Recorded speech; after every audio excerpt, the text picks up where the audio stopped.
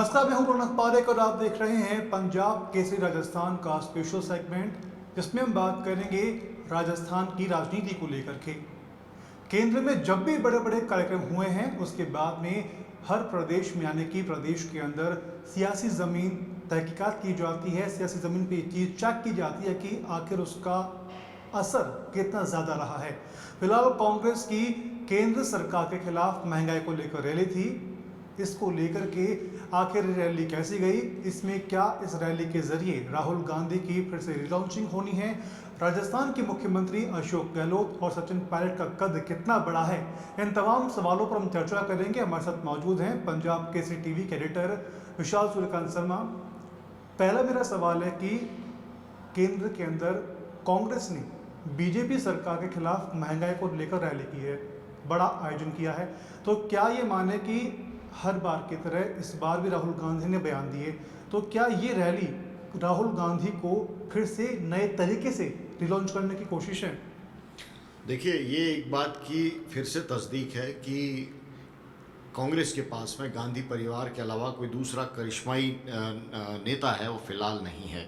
बाकी तमाम जो नेता हैं जो सामने आते हैं वो एक वक्ती अरेंजमेंट हो सकते हैं, लेकिन राहुल गांधी को जिस रूप में कल लाया गया और केंद्र सरकार पर अटैक करने के लिए राहुल गांधी सबसे लास्ट में बोले, वो ये पूरा घटनाक्रम है वो बताता है कि राहुल गांधी का वर्चस्व है, उसको फिर से स्थापित करने की कोशिश है। वो party with in the party भी हो रही है और देश के अंदर भी हो रही है, और ये बताया जा रहा है कि इकलौता चेहरा है मोदी सरकार से के खिलाफ लड़ने के लिए वो राहुल गांधी है। तो हम कह सकते हैं कि बिल्कुल आपको याद होगा राजस्थान ने हमेशा महत्वपूर्ण भूमिका निभाई है, चाहे राहुल गांधी पहली बार कांग्रेस के इतिहास में उपाध्यक्ष बने, महासचिव बने, वो उसकी लॉन्चिंग भी 2013 के अंदर राजस्थान से ही हुई थी, और उसके बाद में लगातार जब भी गांधी परिवार को ये दिखाने की ज़रूरत होती है कि देश के जो कार्यकर्ता हैं, देश के लोग हैं, उनको पसंद करते हैं और बड़ा आयोजन करना होता है तो राजस्थान के नेता ही आगे आते हैं, और ज़्यादातर मामलों में राजस्थान ही उनके कार्यक्रम की स्थली रही है, या राजस्थान के लोगों की बड़ी तादाद उनके कार्यक्रमों में रही है। दिल्ली में भी कुछ ऐसा हुआ है जब अशोक गहलोत, सचिन पायलट दोनों वहाँ मौजूद थे और राहुल गांधी ने हमला बोला मोदी सरकार के खिलाफ। बिल्कुल, राजस्थान का अहम रोल तो रहा ही है। अगर बात करें राजस्थान के मुख्यमंत्री अशोक गहलोत की और सचिन पायलट की, तो दोनों का कद कितना बड़ा है, क्योंकि पिछले कुछ समय में देखें तो केंद्र की सरकार जो आलाकमान है कांग्रेस का, उनके पास में नज़दीकियाँ हैं, दोनों नेताओं की बहुत ज़्यादा बड़ी है। नहीं, कद तो बड़ा है, उसमें तो कोई शक नहीं है। एक पार्टी के प्रेसिडेंट हैं, वो रहे हुए हैं, पूर्व मुख्यमंत्री रहे हैं, बगावत हुई, इसके बाद सुलह हुई, उसके बाद भी अपना उन्होंने कद है वो बनाए रखा है। तो सचिन पायलट है वो एक तरह से हम कह सकते हैं कि आलाकमान के चहेते हैं, इसमें कोई दो राय नहीं है।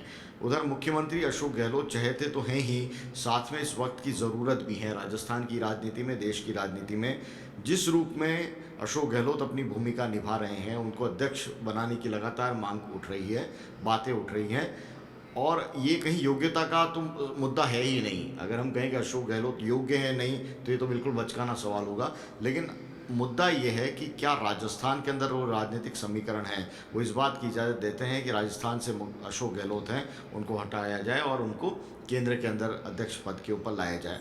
दिलचस्प ये है रौनक, हमने देखा है कांग्रेस के इतिहास में अध्यक्ष पद पर गांधी परिवार को वापस अगर आना है तो उसकी हमेशा एक पटकथाएँ वो लिखी गई हैं, चाहे वो इंदिरा गांधी का टाइम हो, चाहे इंदिरा गांधी के निधन के बाद राजीव गांधी को, तो इंदिरा गांधी को लेकर जो सहानुभूति थी कांग्रेस के अंदर, उसमें राजीव गांधी को लॉन्च हुआ।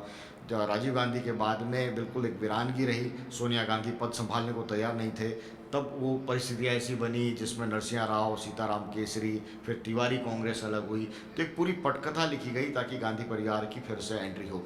मुझे कहीं ना कहीं लगता है कि ये तमाम जो कहानियाँ हो रही हैं अध्यक्ष पद को लेकर, उसमें राहुल गांधी की लॉन्चिंग की पटकथा है वो लिखी जा रही है, जिसमें रामलीला मैदान का आयोजन भी हुआ। अब आप देखिए, जब कांग्रेस अध्यक्ष पद का नॉमिनेशन होगा, राहुल गांधी इनकार करेंगे, तब दर्जनों जो लोग हैं वो अपना आवेदन है वो जमा करेंगे। नहीं, कुल मिला के बात करें कि राहुल गांधी को फिर से अध्यक्ष बनाने के लिए, उनका उत्साह बढ़ाने के लिए लगातार ये है कि प्लानिंग बेस लेवल पे की जा रही है, क्योंकि पटकथा जिस तरह आपने बताया कि पुराने समय में पटकथा लिखी गई थी, तो शायद ये हम मान सकते हैं कि राहुल गांधी को फिर से अध्यक्ष बनाने के लिए नए तरीके से एक रचनात्मक कार्यप्रणाली है, उसको तैयार किया जा रहा है। जी हाँ, ये बताया जा रहा है कि देश की ज़रूरत है राहुल गांधी, और देश की नहीं, कांग्रेस पार्टी के कार्यकर्ताओं की एकता, नेताओं के बीच में एकता, संगठन की मजबूती, तमाम ऐसी परिस्थितियां धीरे धीरे मुझे लगता है कि पैदा होंगी जिसमें राहुल गांधी एक बार फिर से उनके ऊपर दबाव रहेगा कि वो नेतृत्व संभालें। और इसका पॉलिटिकल मैसेज भी होगा कि देखिए, मैंने तो बिल्कुल इनकार कर दिया था, लेकिन तमाम कांग्रेसमैन हैं, उनकी भावनाओं को मैं एक तरह से मुझे स्वीकारना होगा, तमाम नेताओं का की जो बात है वो स्वीकार करनी होगी, क्योंकि वंशवाद का आरोप लगते रहे हैं कांग्रेस के ऊपर। एक कहा जाता है, विपक्षी पार्टियां तमाम कहती हैं कि कांग्रेस है वो वंशवाद की राजनीति करती है, और वहाँ पर अध्यक्ष बनना बहुत आसान है गांधी परिवार के लिए। कल भी आपने देखा होगा, इसको हाईलाइट किया गया कि पिछले 30 साल के अंदर गांधी परिवार के किसी भी सदस्य ने कोई भी पॉलिटिकल एक तरह से पोस्ट है, संवैधानिक जिम्मेदारियां हैं, वो नहीं संभाली और सत्ता से दूर रहे हैं।